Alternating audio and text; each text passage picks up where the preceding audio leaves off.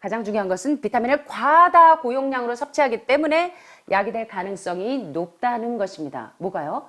비타민 부족증은 사실은 비타민 과다증에 의해서 초래된다는 사실입니다. 아이러니하죠?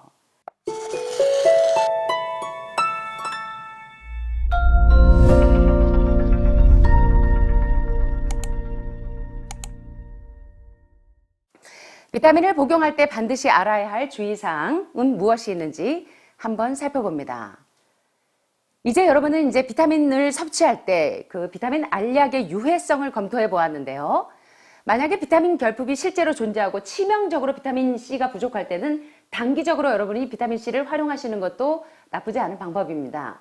그러나 그보다 더 좋은 방법은 살아있는 비타민을 드시는 겁니다. 자, 만약 비타민 결핍이 실제로 존재해도 사실 비타민 결핍이 존재하는 이유는 소화기 계통을 혹사시켰거나 또는 모세혈관망의 폐색에 의한 것이거나 가장 중요한 것은 비타민을 과다 고용량으로 섭취하기 때문에 약이 될 가능성이 높다는 것입니다. 뭐가요? 비타민 부족증은 사실은 비타민 과다증에 의해서 초래된다는 사실입니다. 아이러니하죠? 혈관벽 폐색과 장 질환은 비타민이 체내 세포, 조직, 장기 기관에 도달하지 못하도록 막아버립니다.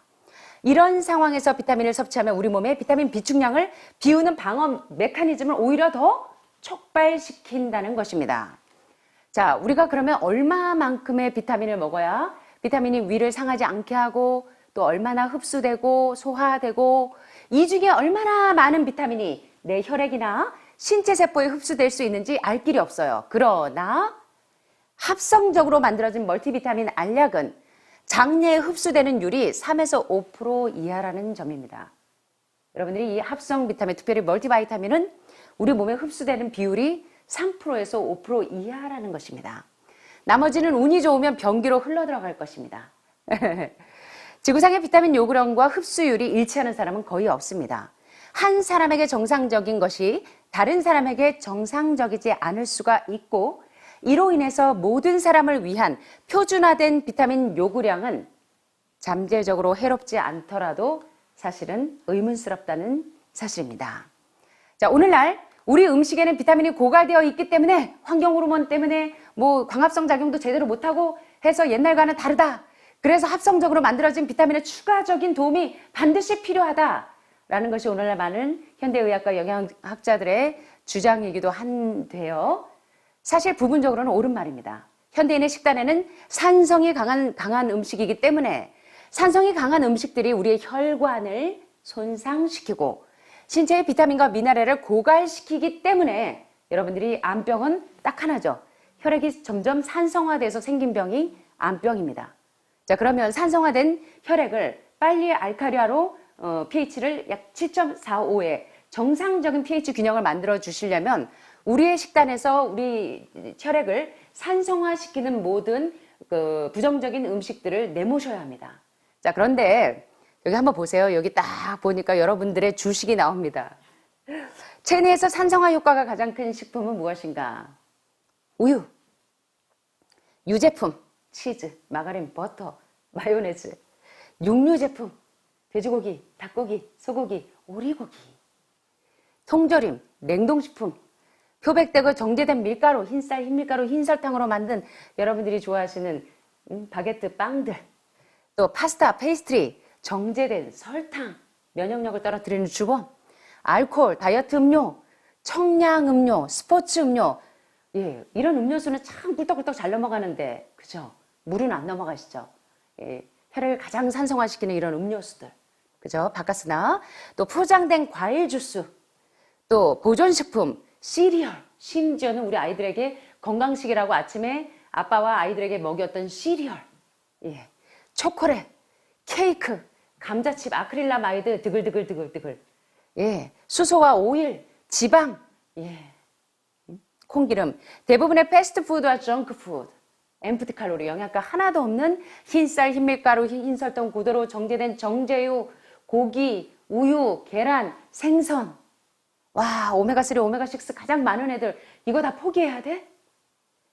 자, 이러한 이 좋지 못한 제 댓글에 계속 달리는 게 뭐냐면요. 그럼 뭐 먹고 살아요? 여러분들은 하늘마을 오셔서 뭐 먹고 사십니까? 가짜 음식 드십니까? 진짜 음식 드십니까? 뭐 먹고 사냐면 진짜 음식 드시면 됩니다, 여러분. 가짜 음식 대신에.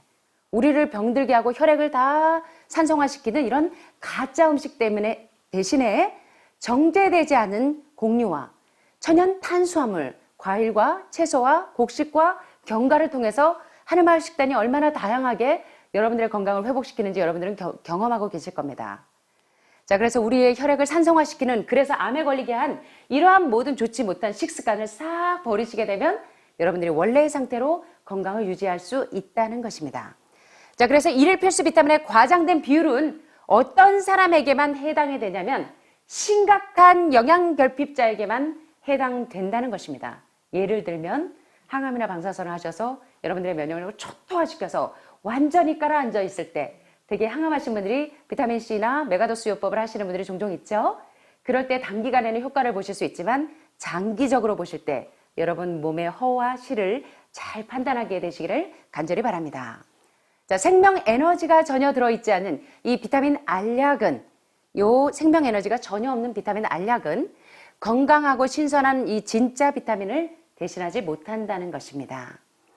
과일과 채소처럼 자연에서 얻은 것이 아니라 인위적으로 만들어진 비타민은 소화에 부린 아그니작용과 또 체내 미네랄이나 비타민의 미묘한 균형을 모두 뒤집어 엎어버립니다.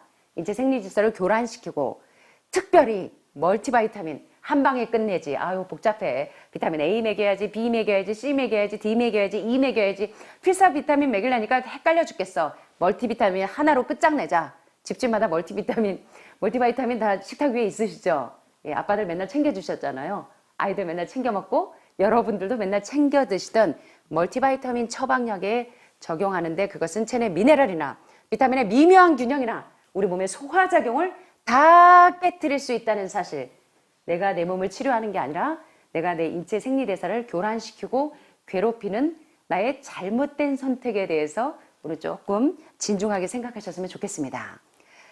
그리고 또 치아에서 아말감 충전제를 제거하기 전후 또는 발치를 했을 때 출혈이 많이 나와서 비타민C나 비타민 P의 지혈작용이 필요하실 때는 일시적으로 열흘이나 2주 이상 정도는 사용하실 수 있지만 그 이상 복용하는 것은 고려하시라는 것입니다.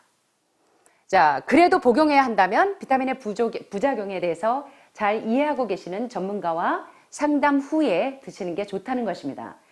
여러분들이 이게 지금 별로 중요하지 않게 생각되실지 모르지만 대개 저희 환우분들 처음에 오실 때 여러분 자진 납세하세요. 여러분 지금 비타민C 드시고 계시는 분들 많죠? 멀티바이타민 드시고 또는 비타민C 고용량 주사, 그게 잘못된 것은 아닙니다. 예, 그런데 오늘 여러분들이 이제 공부하신 것처럼 허화실에 대해서 잘 깨닫고 활용하시게 되면 좋겠습니다. 자, 이런 멀티바이타민은 어떤 경우든 사용하지 않는 것이 좋다고 설명합니다. 마지막으로 여성의 심장을 위한 이 비타민C 그리고 비타민 E, 베타카로틴 같은 항산화제의 잠재적인 이점을 조사한 2007년 8월 14일 CNN에 보도된 대규모 연구 결과 비타민C나 비타민 E나 비타민 A의 베타카로틴 같은 성분, 이러한 좋은 항산화제가 여러분들의 암에서 여러분들을 해방시키는 데 도움이 되는가? 라는 연구 결과 아무런 이점도 발견했다 못했다. 발견하지 못했다는 사실입니다. 자, 그렇다면 우리 함께 한번 읽어보겠습니다. 과연 효과가 없지만 부정적인 영향을 줄 수 있는 비타민 보충제 사용에 대해 진정 가치 있는 일인지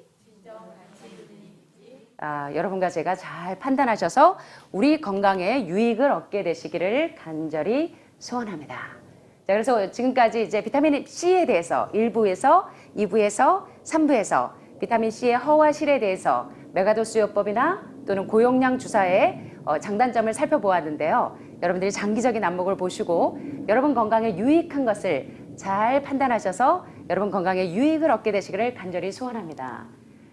자, 또 오늘 제가 좋아하는 말씀을 한 구절 읽고 마치겠습니다. 여기 보니까 마음의 생각을 다스림. 하늘마을에 오셔서 가장 중요한 치료가 바로 마음의 생각을 다스리는 치료입니다.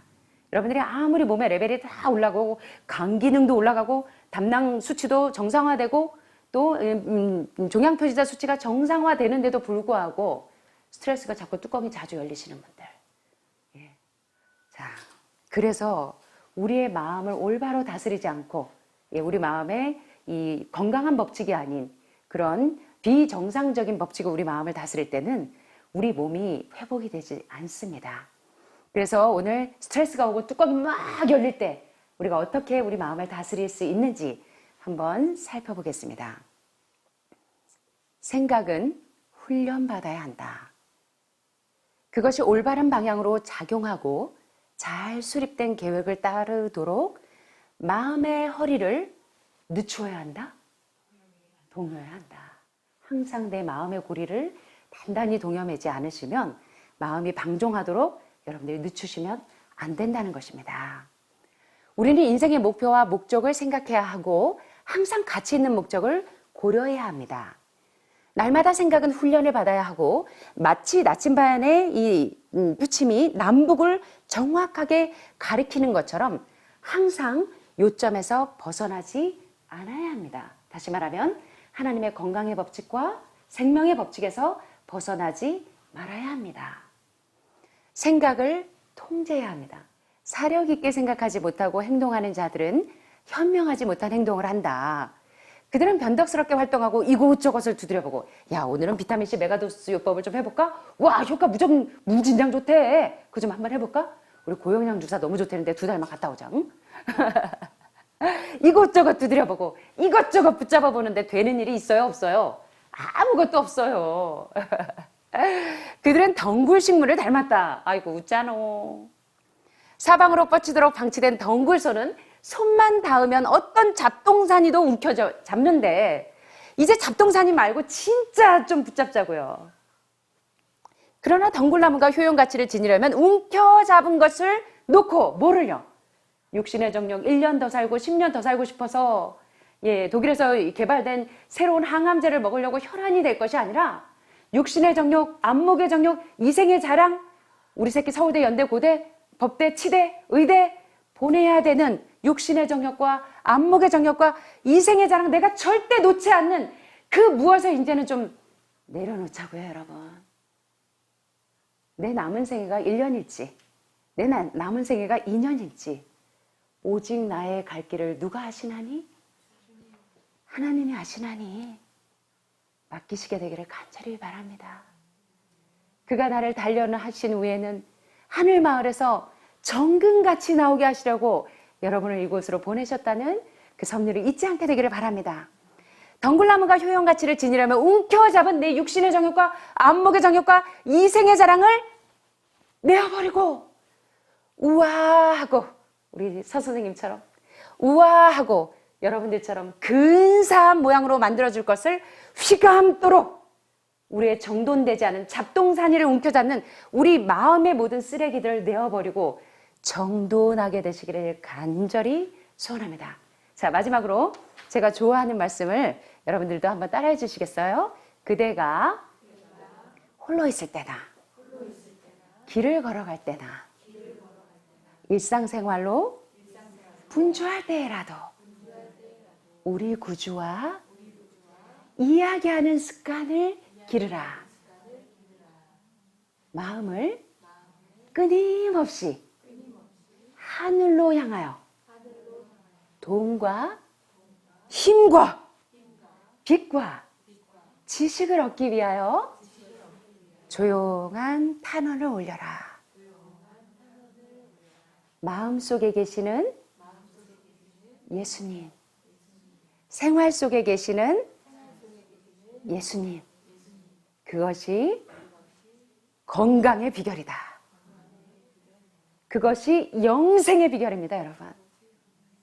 이 영원한 법칙을 잊지 않게 돼서 오늘도 승리하시고 힘을 얻으시는 여러분이 되시기를 간절히 소원하면서 말씀을 마치겠습니다. 감사합니다.